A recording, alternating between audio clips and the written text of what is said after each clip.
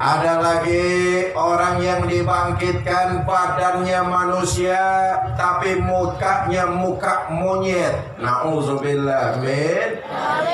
Kenapa? Karena waktu hidup di Cianjur perilakunya perilaku monyet. Bu. Ibu tahu monyet? Tahunya jangan ngeliatin saya dong. Apa perilaku monyet? Tamak, rakus, serakah. Itu monyet tuh. Kapan-kapan mampir ke kebun binatang, berhenti di depan kandang monyet. Perhatikan. Kasih cau. Apa itu cau? Kasih pisang, dimakan. Kasih lagi tangannya megang. Kasih lagi kakinya nyekel. Mulut ngunyah, tangan megang, kaki nyekel. Temennya kita kasih, masih dirampas juga. Monyet.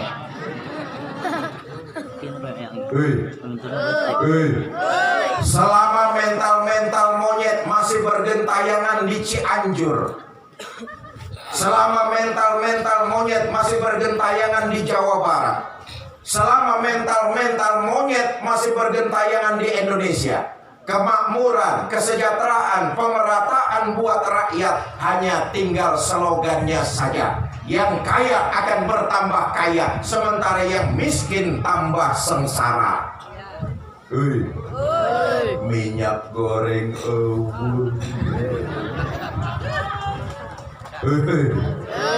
minyak goreng.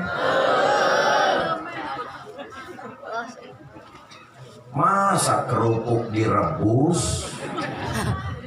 Ayah wae. Itulah sebabnya perilaku keji adalah perilaku binatang, dan tamak, rakus, serakah bagian dari sifat bahimiyah.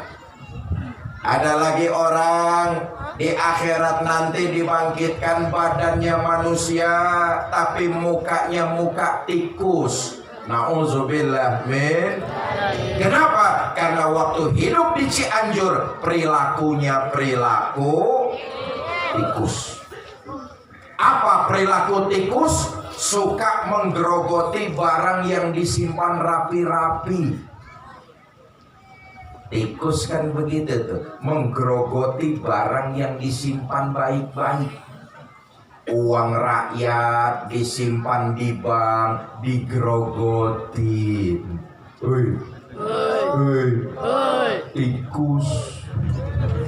Tikus. Beras rakyat disimpan di Bulog, digerogotin.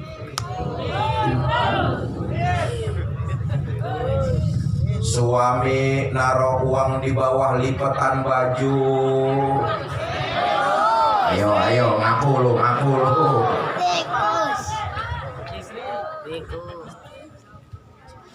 Sebab itu tujuan utama dari sholat mencegah perilaku keji. Lalu apa? Perilaku terpujinya yang muncul, bukan perilaku kejinya. Itulah tujuan utama sholat. Mencegah agar tidak timbul perilaku keji yang muncul kemudian perilaku terpuji.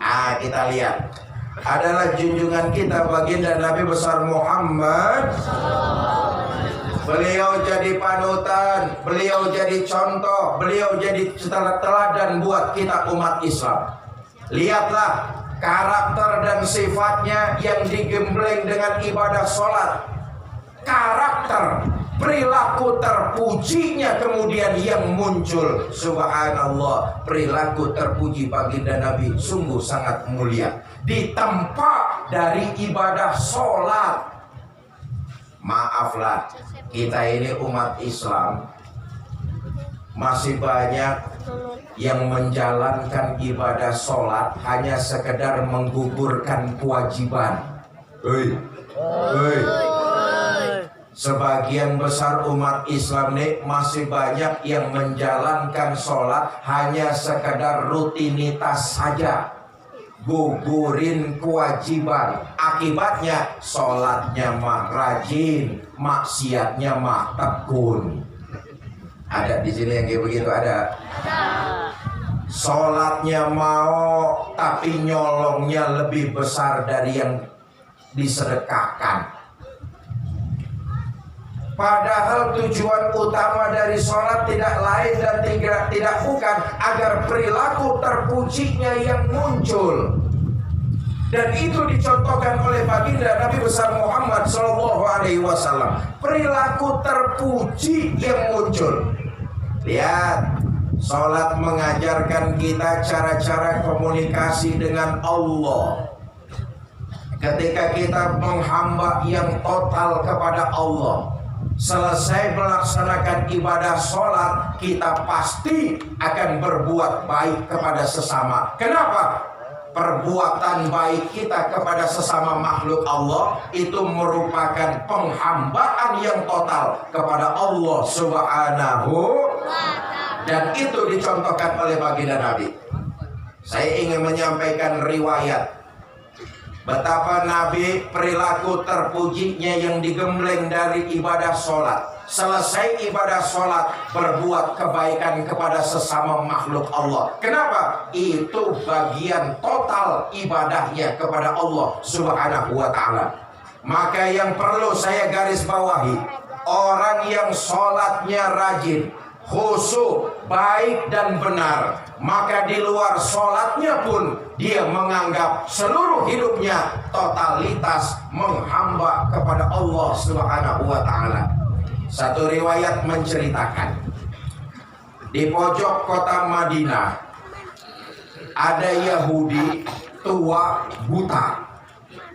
Tiap hari Nabi kedatang ke sana nyuapin makanan. Kita lihat, Nabi asli orang Mekah, ini orang Madinah. Nabi pemimpinnya orang-orang beriman, ini orang Yahudi kelotokan. Walaupun berbeda agama, walaupun berbeda suku, tapi karena sholat mengajarkan hidup di luar sholat merupakan proses penghambaan yang total kepada Allah. Nabi contohkan kepada kita berbuat baik kepada sesama. Nabi datang nyuapin makanan, sedang enak-enaknya disuapin makanan sama Nabi. Ini orang Yahudi yang tua, buta. Dia dengar ada orang lewat di depan, dia berdiri lalu pidato. Kang, yang barusan lewat di depan saya, hati-hati kalau ketemu Muhammad. Jangan dipercaya omongannya, Muhammad tukang bohong. Padahal yang lagi nyuapin dia, junjungan kita baginda Nabi besar Muhammad. Apa Nabi marah? Enggak. Apa Nabi kupingnya merah? Enggak. Apa Nabi berhenti nyuapin makanan? Enggak. Nabi terus nyuapin makanan dengan penuh rasa penghormatan, cinta dan kasih sayang. Allahumma sholli wa sallim wa barik. Kenapa? Perbuatan baik di luar ibadah sholat itu dianggap totalitas penghambaan kepada Allah Subhanahu wa ta'ala. Inilah perilaku terpuji yang dibentuk dari ibadah sholat. Di luar sholat, seluruh aktivitasnya total penghambaan seorang makhluk kepada Allah Subhanahu. Besok Nabi datang lagi, nyuapin lagi. Sedang enak-enaknya disuapin sama Nabi. Ini Yahudi dengar di depannya ada orang lewat, berdiri pidato lagi dia. Kang, yang barusan lewat di depan saya, hati-hati kalau ketemu Muhammad. Jangan dipercaya omongannya, Muhammad tukang sihir. Nabi terus nyuapin dengan penuh rasa penghormatan, cinta dan kasih sayang. Saya tanya nih orang Puncak Manis, Pak, saya tanya orang Puncak Manis nih, kira-kira masih mau nyuapin nggak kalau yang kita suapin caci maki kita? Hah? Suapin aja terus, tapi makanannya campurin racun dikit.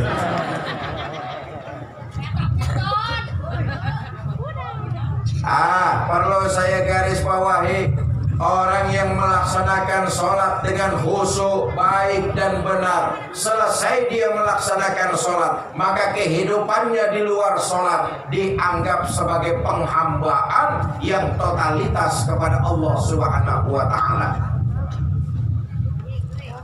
Tidak berpengaruh kepada suku, tidak berpengaruh kepada agama, tidak pengaruh kepada bahasa. Pokoknya semua yang ada di alam ini adalah makhluk Allah. Berbuat baik kepada mereka, totalitas penghambaan seorang makhluk kepada Allah Subhanahu wa Ta'ala. Itu dibentuk dari perilaku sholat. Bu, seorang istri kalau sholatnya khusyuk, baik dan benar, dia akan lebih bisa menghargai dan menghormati suaminya. Mau kemana-mana pasti istri yang solehah izin sama suami. Betul apa enggak? Di perilaku yang dibentuk dari ibadah sholat, istri solehah mau kemana-mana izin sama suaminya. Nih, tadi mau ngaji izin gak sama suaminya? Cium tangan suaminya. Boro-boro cium tangan. Yang ada kadang-kadang juga campur merentah. Kang, saya mau arisan. Itu jemuran kalau hujan angkatin ya. Bu, ingat saya katakan seorang istri yang sholatnya khusyuk, baik dan benar, dia lebih bisa menghargai dan menghormati suaminya. Kenapa? Karena suami kepala rumah tangga, suami pemimpin dalam keluarga, ibu ngikut suami. Ketika seorang wanita belum bersuami, maka kewajiban kedua orang tuanya. Tetapi ketika seorang wanita telah bersuami, maka kewajiban dari orang tuanya pindah kepada suaminya. Karena itu izin dari suami perlu. Jangan mentang-mentang nikah udah lama mau pergi selonong boy. Tahu selonong boy? Nyelonong wae. Bapak Ibu saudara-saudara kaum muslimin yang saya muliakan, karenanya seorang istri apabila dia melaksanakan sholatnya dengan khusyuk, baik dan benar, dia bisa lebih menghargai suaminya. Begitupun sebaliknya, suami yang melaksanakan sholatnya dengan khusyuk, baik dan benar, dia juga bisa menghargai dan menghormati pasangannya. Pak, saya katakan tadi, teladan kita tidak lain adalah baginda Nabi besar Muhammad Sallallahu Alaihi Wasallam. Perilaku beliau sebagai seorang suami yang dibentuk dari ibadah sholat sungguh sangat agung dan luar biasa. Nabi sangat menghormati dan menghargai istrinya. Saya ceritakan sebuah riwayat. Satu malam Nabi pulang ngajar terlalu larut. Sampai rumah ketok pintu, Assalamualaikum. 3 kali memberikan salam, pintu rumah nggak dibukain sama istrinya. Pulang ngajar terlalu larut, ketok pintu, 3 kali memberikan salam, pintu rumah nggak dibukain istrinya. Apa yang dilakukan Nabi? Nabi gelar sorban, tidur di depan pintu rumahnya sampai sepertiga malam yang akhir. Allahumma sholli wa sallim wa barik alaihi. Perilakunya dibentuk dari sholat, lebih menghargai dan menghormati pasangannya. Sayyidul Mursalin, Khotamun Nabiyyin, pulang ngajar terlalu larut, sampai rumah pintu nggak dibukain, tidur geletak sampai sepertiga malam yang akhir. Sepertiga malam yang akhir istrinya buka pintu, kaget ngelihat suaminya tidur, dibangunin. Kang, bangun, pindah tidurnya ke dalam. Apa jawab baginda Nabi? Maafkan saya sayang. Allahumma sholli wa sallim wa barik. Sebagai seorang suami, pulang ke rumah nggak dibukain pintu, tidur geletak di depan rumahnya, begitu dibangunin sama istrinya, Nabi yang minta maaf lebih dulu. Maafkan saya sayang, semalam saya pulang terlalu larut. Mirip suami sini apa enggak itu begitu? Hah? Enggak. Kayaknya Bapak Ibu saudara-saudara kaum muslimin yang saya muliakan, perilakunya dibentuk dari ibadah sholat, sungguh agung dan luar biasa. Lebih bisa menghormati dan menghargai pasangannya. Bahkan maaf, Nabi itu kalau manggil istrinya kalimatnya mesra. Sejarah kita baca tuh, beliau kalau manggil istrinya kalimatnya ya Humairah, hai yang kemerah-merahan. Bahasa anak sekarangnya, ada apa Beb? Kira-kira begitulah. Pak, ini mengajarkan kepada kita para suami ini, kalau manggil pamajikan, panggilannya yang mesra. Kenapa? Nabi nyontoin kayak begitu. Beliau manggil istrinya ya Humairah, hai yang kemerah-merahan. Panggilan memang kelihatannya sepele, tapi dapat membangkitkan keharmonisan dalam rumah tangga. Hampura lah, kita ini sebagai suami kan kadang-kadang enggak terlalu jujur manggil istri, tapi nyakitin. Udah tahu istrinya hitam, kalau manggil buluk tadi.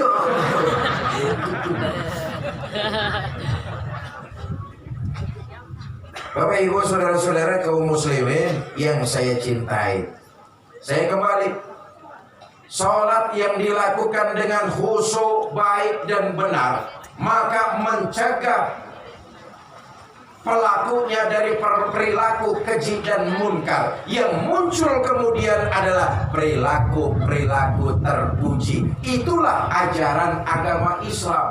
Di luar sholat, kita anggap semua perbuatan baik merupakan totalitas penghambaan kepada Allah Subhanahu wa ta'ala.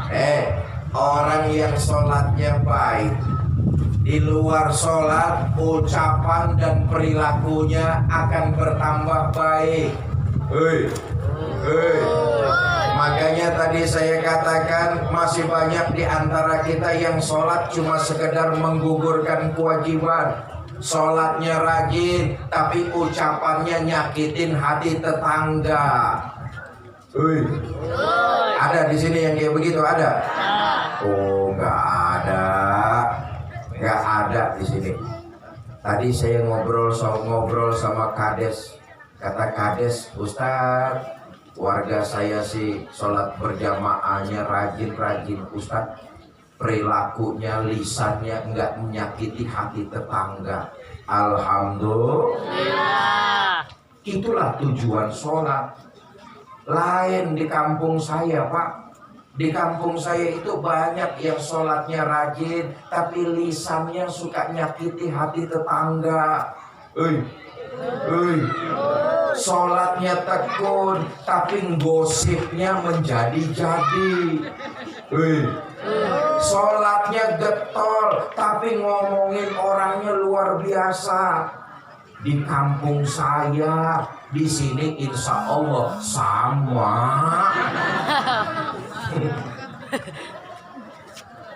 Bapak Ibu saudara-saudara kaum muslimin yang saya cintai, karena itu pesan saya pertama dengan hikmah Isra dan Mi'raj, masjid tempat kita meningkatkan kualitas iman dan memperbanyak amal ibadah, khususnya ibadah sholat. Yuk makmurkan masjid kita deh. Makmurkan masjid Jami Al-Akbar. Dengan apa? Yang wajib sajalah dulu sholat berjamaah. Apalagi tadi saya dikasih tahu di akhir minggu masjid kita ramai dengan syiar agama. Minggu pagi ada pengajian, Jumat pagi ada pengajiannya, betul ya? Jumat malam ada pengajiannya, Sabtu pagi ada pengajiannya kaum ibu, Syiar dakwahnya di kampung kita ini sungguh sangat luar biasa. Yuk kita makmurin masjid kita nih. Dengan apa? Dengan sholat berjamaah. Yang baru bisa zohor berjamaah nggak apa-apa, bahasa Jermannya tanaon-naon. Sholat zohor berjamaah. Yang baru bisa sholat asar berjamaah nggak apa-apa, makmurkan masjid kita dengan sholat berjamaah. Yang karena kerja, usaha, pelajar baru bisa maghrib dan isya berjamaah di masjid nggak apa-apa, makmurkan masjid kita dengan sholat berjamaah. Maaf, kita ini dalam memakmurkan masjid sering kalah sama orang lain dalam memakmurkan rumah-rumah ibadah mereka. Sering kalah kita. Kenapa? Kita sendiri umat Islam yang kadang-kadang dalam memakmurkan masjid terlalu sembrono, lupa menjaga kenyamanannya. Kalau sudah lupa menjaga kenyamanannya, apaan saja yang geletak di masjid pasti hilang. Kenapa? Sudah tidak nyaman. Apaan aja yang geletak di masjid hilang. Jam dinding hilang. Betul apa enggak? Ampli hilang. Kotak amal hilang.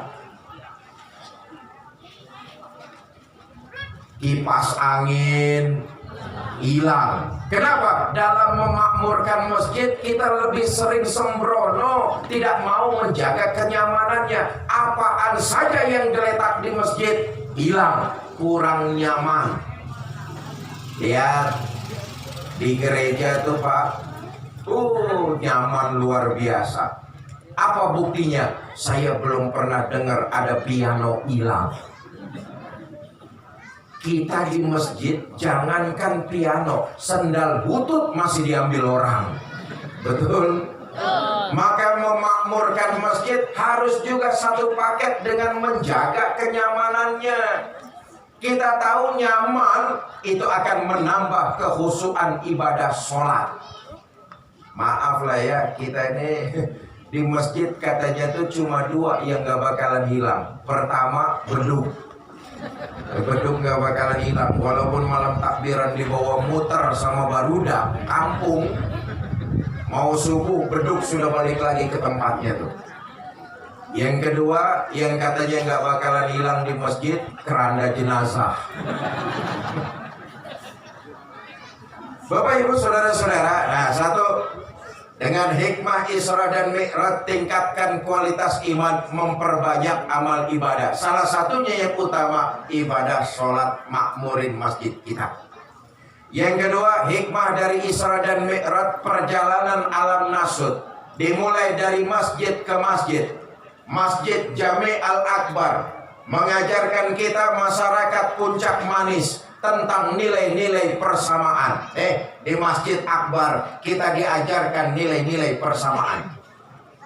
Mungkin saja rumah kita menghadapnya berbeda-beda. Rumah saudara ada yang menghadap ke barat, ada yang menghadap ke utara, ada yang menghadap ke timur, ada yang menghadap ke selatan. Mungkin saja rumah kita menghadapnya berbeda-beda. Tapi di Masjid Jami' Al-Akbar kita diajarkan nilai-nilai persamaan.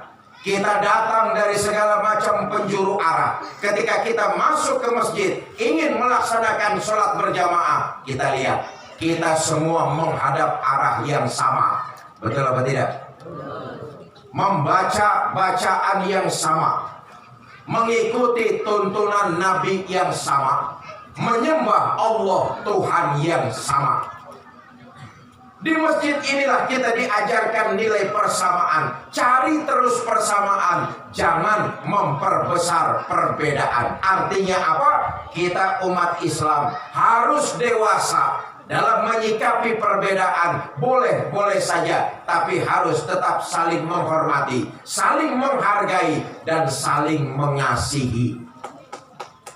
Saya malam ini datang hadir di kampung Puncak Manis. Landasan saya tidak lain adalah merajut silaturahmi. Saya mencari nilai-nilai persamaan. Makanya saya datang ke sini. tidak merasa sebagai seorang tamu. Saya hanya datang ke sini sebagai seorang keluarga yang datang ke tengah-tengah keluarganya. Kenapa? Menghina saudara sama juga menghina saya. Menyakiti saudara sama juga menyakiti saya. Saya adalah saudara, saudara adalah saya. Di hatiku ada kamu. Asik. Organisasi boleh tidak sama, partai boleh berbeda, profesi silakan beraneka, tapi Masjid Jami Al-Akbar mengajarkan kita umat Islam cari terus nilai persamaan dengan saling menghormati, saling menghargai, dan tetap saling mengasihi. Itulah kita sebagai seorang Muslim.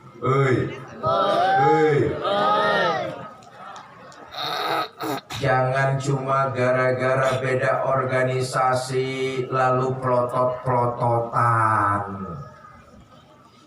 Beda partai sama tetangga marahan.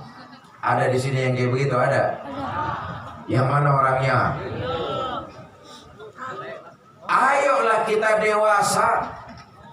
Saudara, jangankan yang susah nih, jangankan kita bicara yang susah.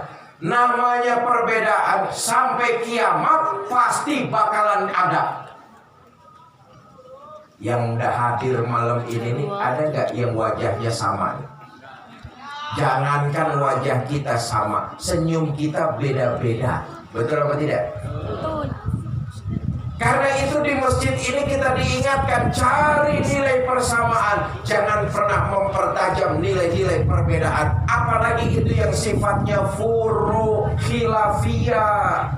Nggak usah usil dengan amalan orang selama tidak menyangkut hal-hal yang sifatnya usul. Perbedaan, ayo kita saling menghormati, saling menghargai, dan tetap saling mencintai. Jangan perbedaan menyebabkan kita bertolak belakang, bercerai-berai, dan saling mencaci maki. Saudara, atas dasar silaturahmi, memperkuat kerukunan kita. Apalagi sebentar kita akan memasuki bulan suci Ramadan. Betul apa tidak? Mudah-mudahan semua kita dipanjangkan umur oleh Allah Subhanahu wa ta'ala, diberikan kekuatan zahir dan batin, sehingga bisa mengisi hari-hari Ramadan dengan memperbanyak ibadah.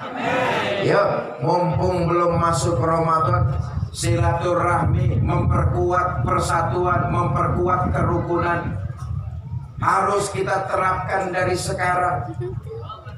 Meminta maaf dan memberikan maaf, supaya masuk Ramadan konsentrasi kita fokus beribadah hanya kepada Allah Subhanahu wa ta'ala. Hukukul adami, mulai dari sekarang sampai menyambut bulan Ramadan nanti, kalau kita punya salah, kalau kita punya khilaf, saling memaafkan, merajut kembali silaturahmi. Jelas? Jelas? Saudara, saya tidak ingin berpanjang kalam tentang keutamaan silaturahmi. Saya hanya ingin menyampaikan di penutup ini tentang sebuah riwayat betapa celaka orang yang hidupnya senang mengadu domba. Di tengah-tengah kampung cuma jadi provokator, bakar yang sana, nyundut yang sini, ngipasin yang sana, hasut yang sini, memecah belah kerukunan, memecah belah kekompakan, dan memutus silaturahmi. Sungguh azabnya luar biasa, sangat pedih. Diceritakan dalam kitab As'adur Rafiq, dahulu ada orang kaya mau pergi haji. Karena terlalu banyak uangnya, ini orang kaya bingung mau dititipin sama siapa. Cari di kampungnya orang yang bisa dipercaya. Nemu namanya Fulan. Kata orang kaya, Fulan, saya mau pergi haji, saya titip uang saya, nanti pulang saya ambil lagi. Kata Fulan, Pak, silakan berangkat haji. Kerjain ibadah itu dengan khusyuk. Mudah-mudahan Bapak mendapat pahala haji mabrur. Balik lagi ke sini, ambil uang Bapak, insya Allah nggak akan kurang sepeser pun. Tenang nih hati orang kaya, berangkat dia haji. Selesai pelaksanaan haji, kembali ke kampungnya, langsung ke rumah fulan. Ketok pintu, assalamualaikum, assalamualaikum, assalamualaikum, sampai 3 kali assalamualaikum, gak ada yang bukain pintu. Tetangganya sebelah rumah melongok. Pak, cari siapa? Saya cari fulan. Oh maaf Pak, fulan baru 3 hari yang lalu meninggal dunia. Innalillahi wa inna ilaihi raji'un. Mas, tahu nggak fulan punya keluarga apa enggak? Saya nggak tahu Pak. Mas, tahu nggak fulan nyimpen uang saya di mana? Apalagi itu saya nggak ngerti urusannya Pak. Gelisah nih orang kaya. Apa jalan keluarnya? Tetangga nggak ada yang tahu keluarga fulan. Tetangga juga nggak ada yang tahu fulan nyimpen uangnya di mana. Dalam hati yang gelisah, orang kaya ini pergi seorang ulama besar. Lapor, Tuhan saya, kemarin saya mau pergi haji, saya titipin uang saya sama fulan. Setelah saya kembali, saya ke rumah fulan, tetangganya bilang fulan udah beberapa hari lalu meninggal. Tetangganya nggak ada yang tahu rumah saudaranya di mana. Tetangganya juga nggak tahu fulan nyimpen uang saya di mana. Ini jalan keluarnya bagaimana Tuhan saya? Kata ulama tersebut, Pak, saya mau tanya, fulan itu orangnya bagaimana? Oh, ahli ibadah. Sholat berjamaahnya nggak ketinggalan, ngajinya tekun, sama ulama dekat, puasanya getol. Di kampung sini fulan dikenal orang yang menjaga amanah, nggak pernah dusta, nggak pernah khianat. Dengan kata lain, fulan orangnya ibadatan Tuhan saya. Kalau memang fulan rajin ibadah, mudah-mudahan sekarang fulan itu di dalam kuburnya mendapat nikmat.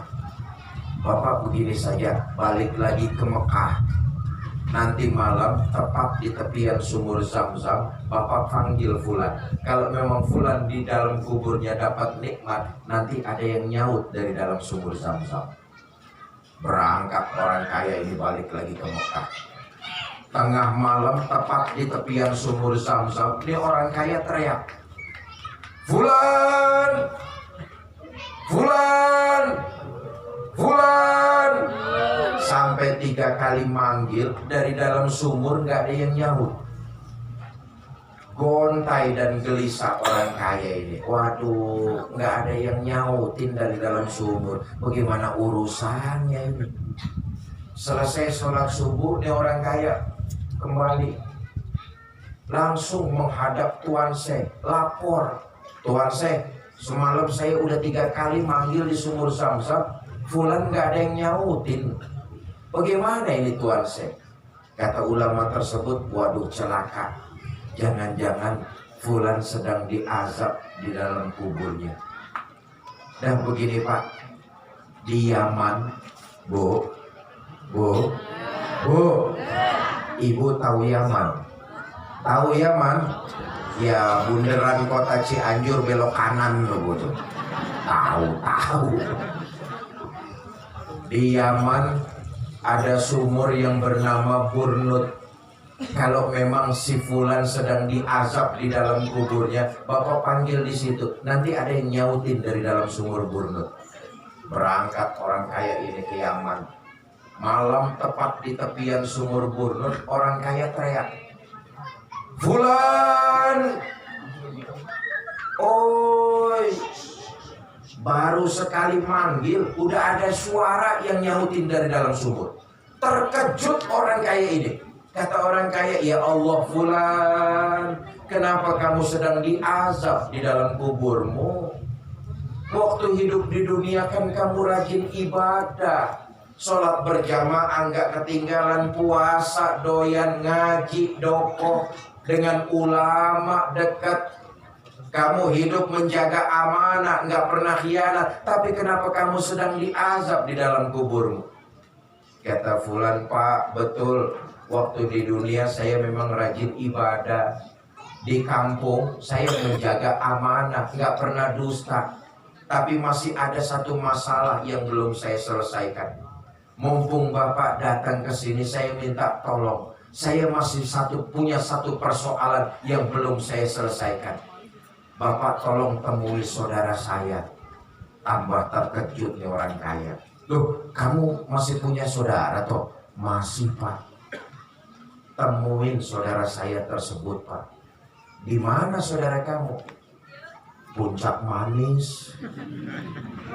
Oh, daerah Cianjur. Oh. Ya udah, Sherlock alamatnya. Pak, temuin saudara saya tersebut, sampaikan salam dari saya minta dihalalkan, dimaafkan dari kesalahan yang pernah saya lakukan. Bilang sama dia, maafkan kesalahan yang pernah saya lakukan di masa hidup saya dulu. Kata orang kaya, baik Fulan, berbekal alamat yang kamu beri, insya Allah saya akan cari saudaramu dan saya akan sampaikan permohonan maaf darimu. Cuma Fulan ngomong-ngomong, uang saya kamu taruh mana? Uang juga gitu. Oh, uang Bapak saya taruh di rumah dekat kamar saya, cari aja di situ, ada kok. Baik, nanti saya cari. Tapi Pak, saya minta tolong temuin saudara saya, mintakan permohonan maaf dari saya. Pulang nih orang kaya, langsung ke rumah Fulan, cari di dalam kamar, ketemu. Dihitung uangnya nggak ada yang kurang.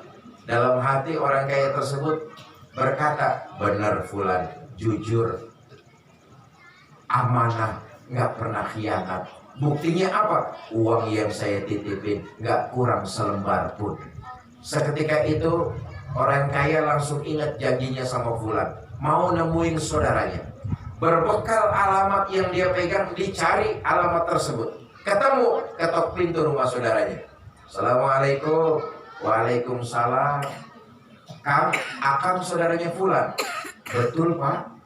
Saudara saya Fulan itu baru beberapa hari yang lalu meninggal.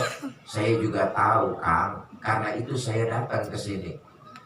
Emang kenapa Pak? Saudara Akang yang namanya Fulan sekarang lagi diazab di dalam kuburnya. Mendengar Fulan sedang diazab di dalam kuburnya, ini saudaranya meleleh air mata, menetes membasah. Sejahat-jahatnya orang lain, sejahat-jahatnya saudara, kalau lagi mendapat kesusahan tetap saja pasti nggak tega. Betul apa enggak? Apalagi mendengar saudaranya sedang diazab di dalam kubur, meleleh air matanya deras, nangis sejadi-jadinya saudaranya Fulan ini.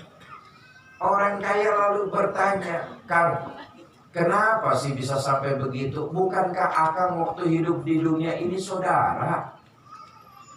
Betul Pak, kami ini memang dulu bersaudara. Tapi Fulan saudara saya memutus silaturahminya kepada saya. Saya datang ke rumahnya baik-baik, ditutupin pintu. Saya kirimi hadiah saya dilempar.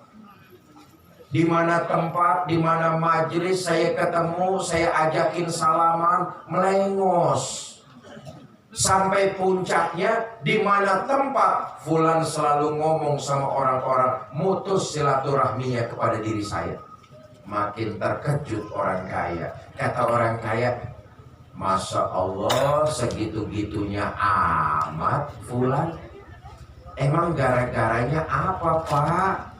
Gara-garanya mah sepele, cuma gara-gara beda pilihan bupati. Awas, hati-hati. Hei.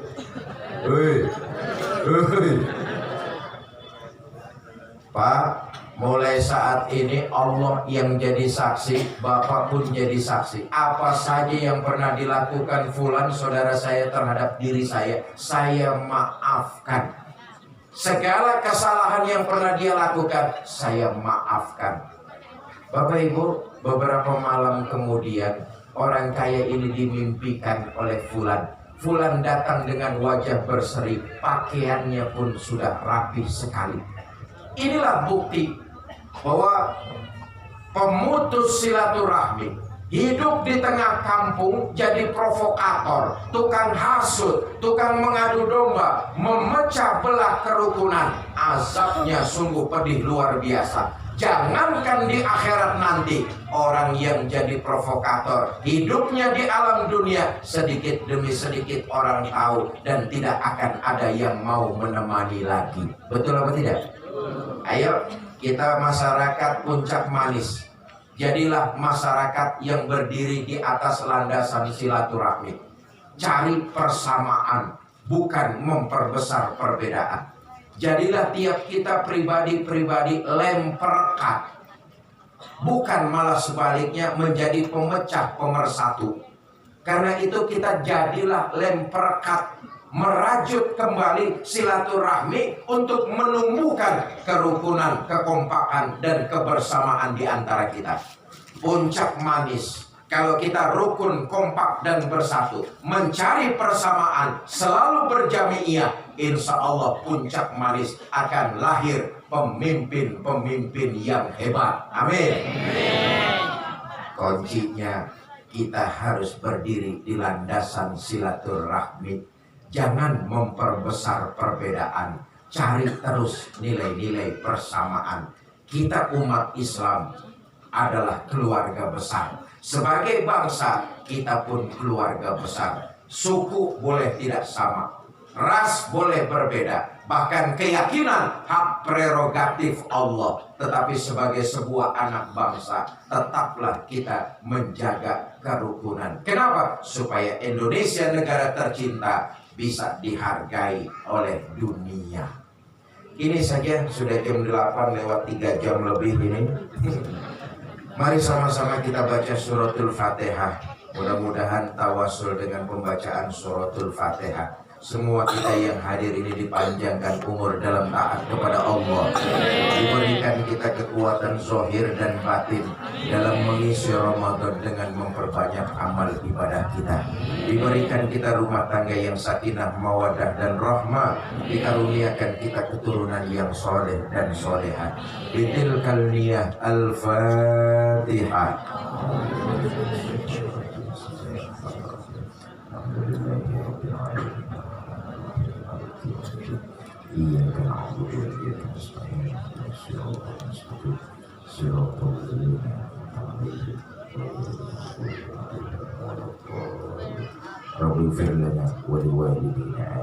Ini saja yang dapat saya sampaikan. Mudah-mudahan ada manfaat. Lebih kurang saya mohon maaf. Wallahul muwaffiq ila aqwamit thoriq. Assalamualaikum warahmatullahi wabarakatuh. Waalaikumsalam warahmatullahi wabarakatuh. Terima kasih kepada guru kita yang sudah memberi tausiah yang penuh hikmah dan barokah, dan semoga kita beri taufik